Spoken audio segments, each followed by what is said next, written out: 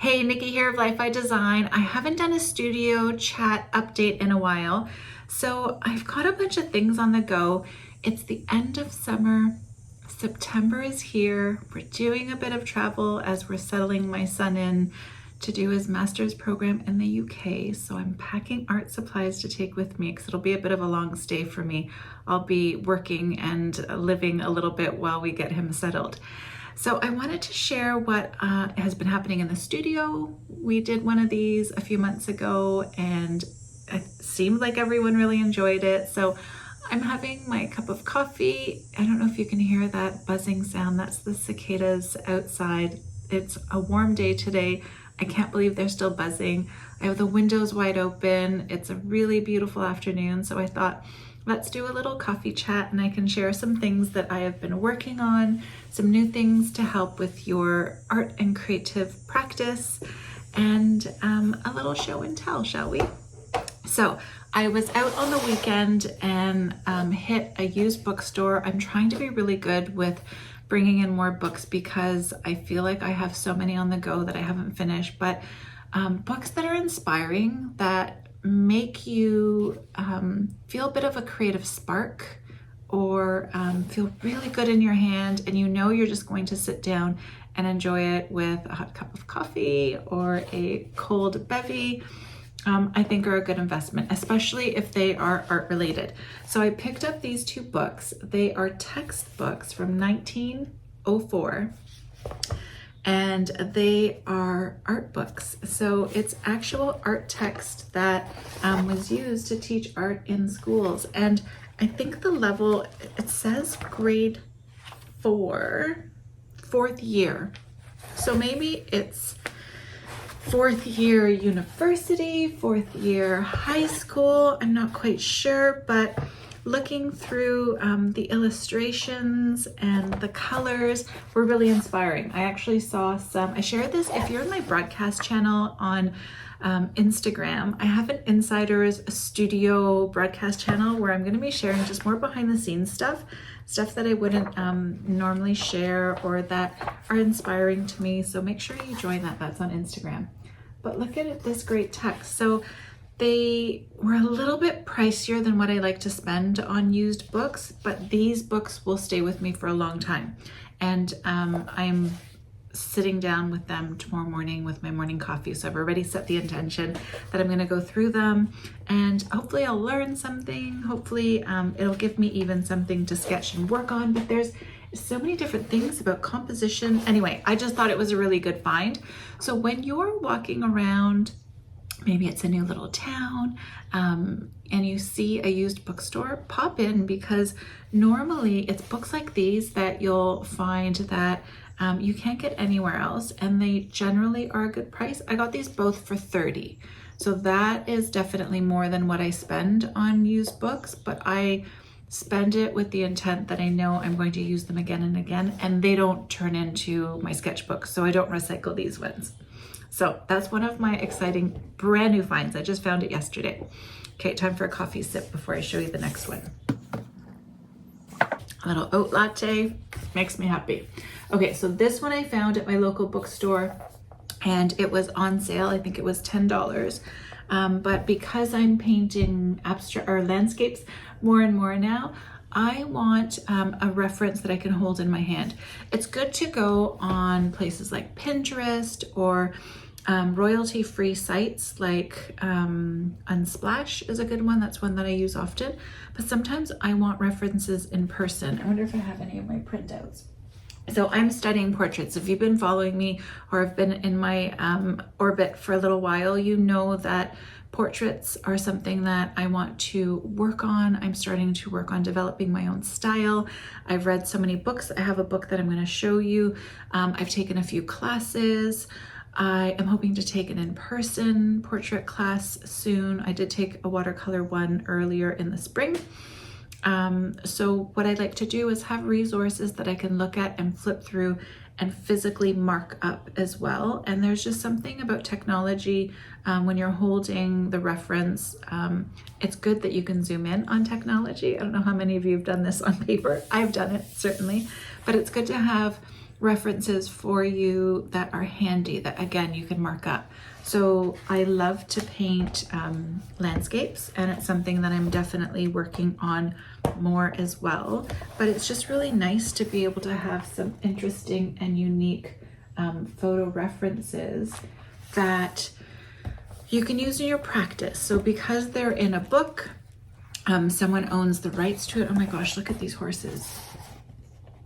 You can take elements. So maybe I would take elements of the sky that I could use. So, and it was $10. So cheaper than my vintage books for sure. And again, just a plethora of beautiful images that I can use as a jumping off point for when I sit down at my desk and I don't know what I want to paint next. So if you have a couple of books handy, you can pick them up and just make it really random, like flip to the first page that speaks to you. I haven't done a mountainscape like this before. That'd be really neat to work on textures, but look at all of the inspiration. It's a massive, nice, juicy, thick book. So this is definitely staying on my desk so that I have reference for when I want to paint landscapes, okay? So I feel like it's all about books today. Maybe we'll call this video Studio Chats All About Books. Okay, let me show you one of mine before I get into more of my vintagey. Oh, you know what? I found this one too. Again, I think this was $3 or $5 at my local secondhand shop, and it is all pastels. So I have picked up a bunch of pastels, especially when I was in Denmark earlier this year. But look at all of the beautiful pastel landscapes, and you don't have to emulate what they're teaching using just pastels. You can use watercolor, pencil, whatever you like, but it's again another tool to help me as I'm exploring just painting landscapes. So it doesn't matter what point you're at in your art process or in your art experience. We all need to find that next push of inspiration, and there's always stuff to learn. I don't care who you are, if you went to art school, if you are a master painter, there's always stuff to learn. It's the process of creating and the exploration of that process where we learn new things, and whether it's a new technique, maybe it's the steps that you take in order to achieve that. So when you can take a class, or you can read a book, or you can follow along, there's always something to learn. There's always something to gain from that experience. So never stop learning. Books and classes are so amazing for that. Okay, I'm going to show you, let me show you one of my new latest. So you know me, I like to create resources that will help you on your creative journey. And I recently released a sketchbook class where we did sketching and painting, and I gear it around those of you who say, I can't paint or I can't draw, I'm not good at drawing. And I show you my process for sketching, which I feel like is different from drawing. For me, the term drawing means a more polished, finished piece. When I think about sketching, it's working out shapes and form and composition, and then you can do what you choose with it, whether it's just a practice or you then create a finished piece from it. So in that class, I shared my sketching process, and there was just such great response from my community. People were really impressed by what they could sketch. They were excited and happy, and then that makes me excited and happy. And then I think, okay, what more can I give you to just give you another little push? And it's always based around my personal practice. So I'm going to show you one of my big sketchbooks that I have. And this one, again, is just drawing paper. So it's somewhere where I can sketch out what I'm working on. So these are sketches of flowers. Hopefully you can see that. I was gonna set up a second camera, but I want this really to be like a chat. I'll show you some of my portraits too in here. So again, working on some of my portrait. So it's cheap paper, it's drawing paper. Oh, you can see some fun ones. So just have fun with it. Like whatever comes out that day comes out. But through working in this sketchbook, I thought, wouldn't it be great to show people how I actually use these sketches and then paint with watercolor from them. So I went ahead and created this new book, and these are my self-published books just on Amazon. The big book is coming out soon. We can talk about that. But I created Sketch and Paint Flowers Made Simple, and essentially I've taken my sketches from that red sketchbook that I just showed you and created a sketching book that you can use step by step to sketch these flowers that I love. I picked flowers that I mostly grow in my garden, and then that way you can then translate into paintings. So here are my paintings. This was in a sketchbook, but I cut them down so that I could actually scan them and put them in the book. But it takes you, again, step by step. Let me find you another page so that you can explore drawing or sketching and then add watercolor to it. So here is my step by step for forget-me-nots. And then I show you what that looks like painted. And then here's my painting. So again, it's another resource that I'm hoping will give you that push to get you drawing more, sketching more, painting more, because the more we put pen to paper, pencil to paper, brush to paper, the more you expand your personal confidence when it comes to creating art. And really that courage is what gets you to start, and that confidence is what gets you to continue. But I want you to have success as you go so that you're inspired and feel connected and excited so that you sit down to paint and sketch more, okay?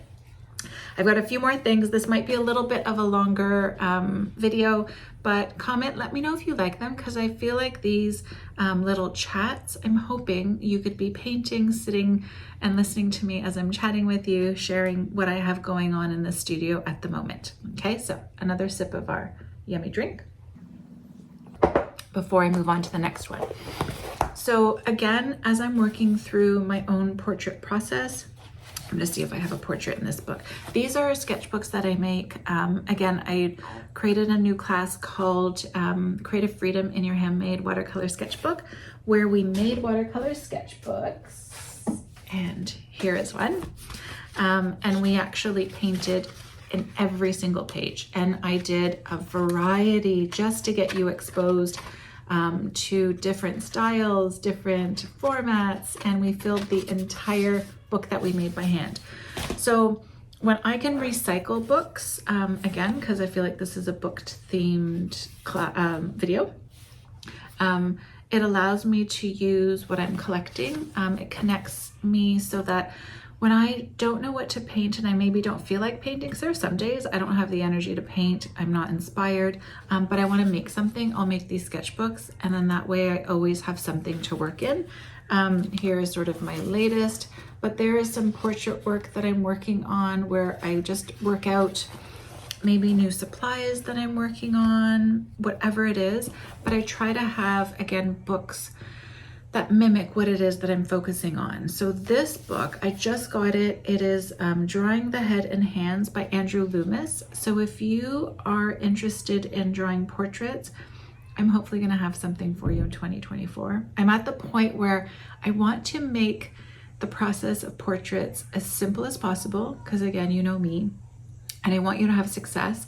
And I have a few different ways that I create my portraits. So I'm just kind of figuring out my personal style and process, and then I might have something really fun and interesting for you. Well, I definitely have something for 2024 already lined up, but there might be a bigger experience. So this just goes through it's a more, I want to say, mathematical or technical way of drawing portraits. It's not as loose and fluid, but if you are trying to nail, where everything should go, the Loomis method is starting now that I'm putting it to practice, because my artistic brain is telling me, give me freedom. I want to be able to express and have things come out the way it's, just naturally going to come out.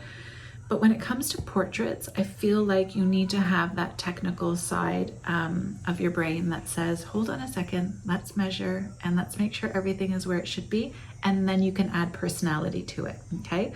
But the Loomis method is tried, tested, and once you get the hang of it, it becomes easier. It took me a bit, like I said, just because it was highly technical. But I feel like this is a good book. The print isn't amazing. The cover's okay. I feel like it's a reprint. Maybe someone got the rights to it, but inside is fine. And I'm the type where if it's not perfect, it doesn't matter. It's okay if it's not perfect. Just go ahead and let it go and let it be. Okay, so I feel like that's the majority of what I wanted to show you. And again, I've got new little notebooks that I'm packing these on my trips, so I have somewhere to put them. These are in my Amazon shop too, along with the new Sketch and Paint book. But I feel like really in this, maybe the last message for this little coffee chat and studio update share is that how important resources are and what to have around you. They may be different for you. You may be studying botanicals, so you want to have resources that helps you examine and get to know different flowers. And then maybe you want to create a range of greeting cards with them or some wall art with them. I want you to look for resources so that you have them next to you that are of flowers. I don't want you to only rely on tutorials or other people's work or what other people are doing, because I feel like with technology, it's great that we have access to all this information and we can share on a global scale, but I really want you to bring it back into you and what's your personality and what you are really drawn to. Be inspired certainly by what others are doing, but I'm finding right now, because I'm doing this deeper dive into portraits, I'm getting ready for a trip, so I'm trying to think about what my art goal is for when I'm away, like what I want to practice on. I'm consuming,